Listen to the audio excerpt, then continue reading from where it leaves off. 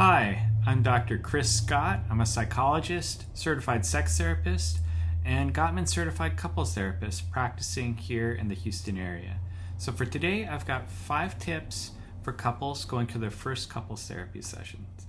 So, tip number 1, bring some notes about personal individual changes you would like to engage in as part of your therapy process. All too often do people go to their couples therapy sessions focused on wanting to change the other person, and that is not only off-putting, but that's well outside of your ability to make change.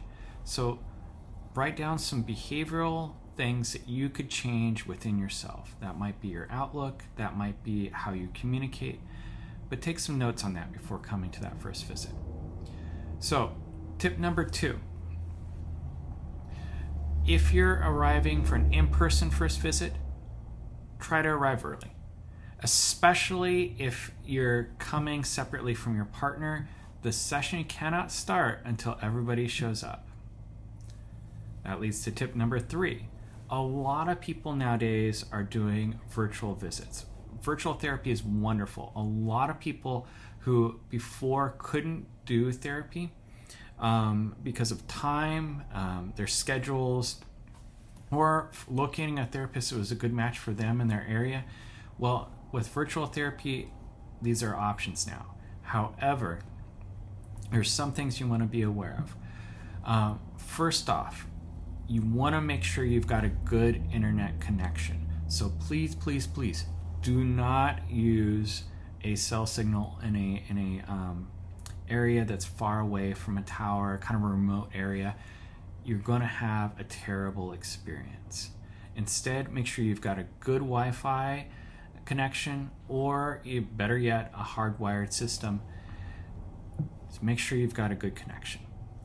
Another part of that too is make sure that you have privacy. You are not going to be able to have a good experience if you're worried that your session's going to be overheard. That means if you have kiddos, maybe finding somebody to care for them, or make sure that you might have a white noise machine outside of the room that you're meeting in. You want to make sure that you can speak freely. Now, as far as the technological setup, I really recommend having the biggest screen you can for your therapy session. If that's a smart TV, that would be awesome, but a desktop or laptop work great too. Sometimes a tablet or iPad can work in a pinch, but I really discourage using a cell phone for your couples therapy session, just because to be able for your therapist to be able to see the two of you, you have to set the phone fairly far back. And if the therapist ever wants to use like a shared screen function during your session where you can look at documents together, or co-create a document, or work on a homework assignment together in that way, it's going to be really hard to read. So I would encourage a desktop or a smart TV would be optimal. Laptop or tablet would be maybe a second choice there. If you absolutely have to, maybe a phone. Now, then we're going to go to the next tip here. This is tip number 4. I really encourage everybody to have some form of therapy journal with them. So the best choice oftentimes is the simple one, which is just to bring a notebook or journal, a paper version. You could take an iPad or a laptop. I do discourage using a phone for this purpose, and let me explain why.